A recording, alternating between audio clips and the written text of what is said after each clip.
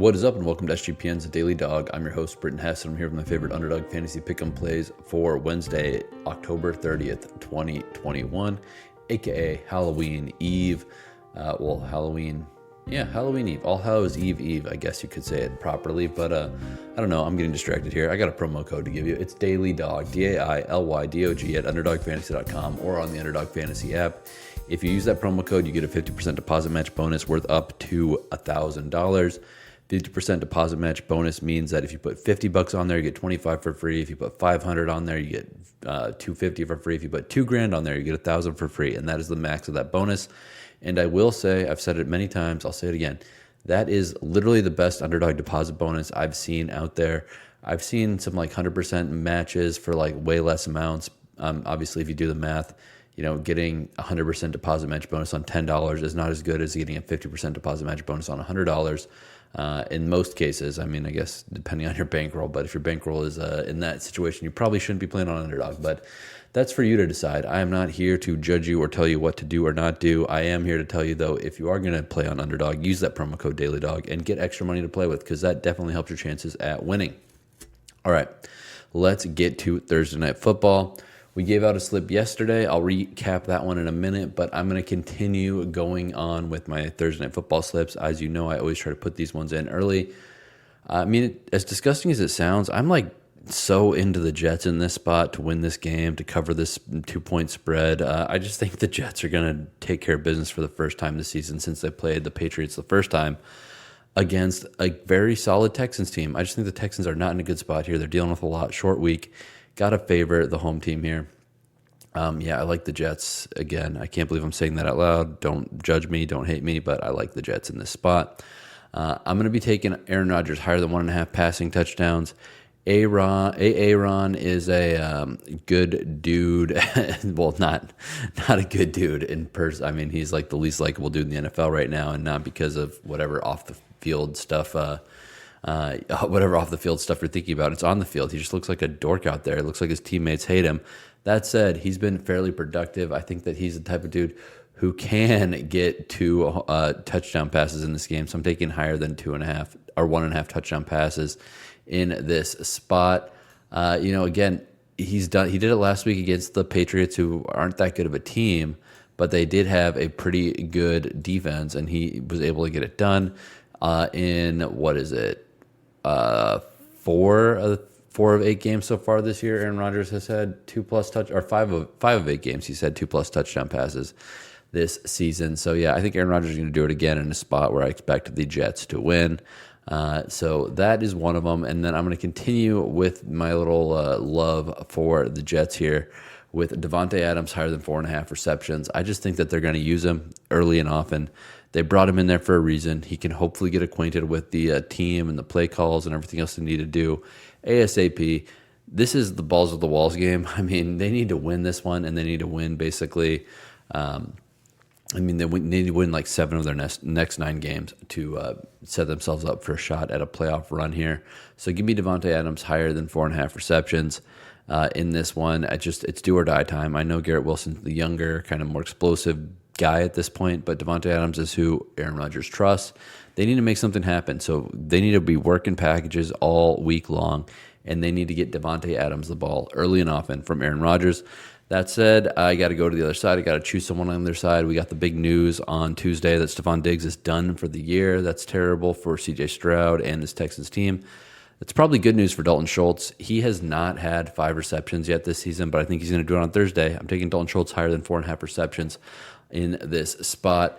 A lot of times people will see, wide receiver's injured, so we're just going to go next wide receiver up, and we're going to target Robert Woods, the veteran, or we're going to target Xavier Hutchinson or someone else like that. I think that actually the production just goes up for Dalton Schultz. He's already in the packages. He's already in the field. Obviously, C.J. Stroud's already comfortable with him. So give me Dalton Schultz higher than 4.5 receptions here. And this slip is Aaron Rodgers higher than 1.5 passing touchdowns. Dalton Schultz higher than 4.5 receptions. Davante Adams higher than 4.5 receptions for a 5.28x multiplier. The slip that I gave out yesterday has a lot of common themes with the one that I just described to you. I took Davante Adams to score a touchdown, so higher than 0.5 rushing plus receiving touchdowns. If he's going to get 4.5 receptions, aka 5 receptions in this game, I think he's going to have a good shot at getting a touchdown. I think they're going to target him in the red zone. I think this is Davante Adams' do or die touchdown game. So give me Davante Adams to score a touchdown here. Next, we're going to go to Joe Mixon, higher than 0.5 rushing plus receiving touchdowns.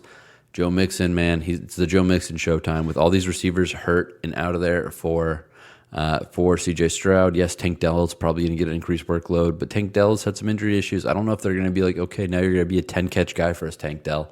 Joe Mixon's going to get more work in the receiving game. He's going to get more carries. He's going to get red zone work. Joe Mixon, touchdown, is also in the slip. Next, we're going to go to Aaron Rodgers, higher than 235.5 passing yards. That one was just, I mean, it's synergistic with the touchdown passes.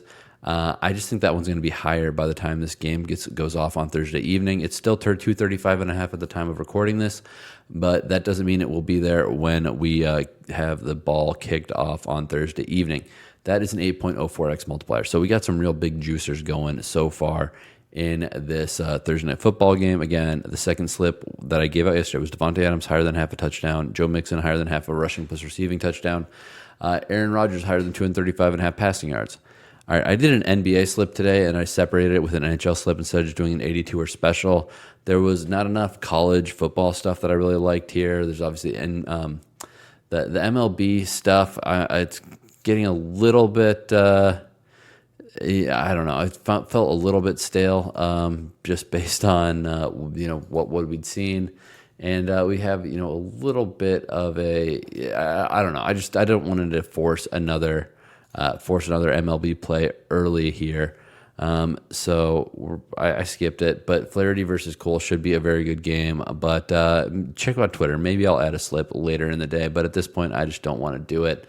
All right. That being said, let's get to the stuff that I actually do have slips on. NBA, LeBron James, higher than 38.5 points, rebounds, and assists at the Cavaliers.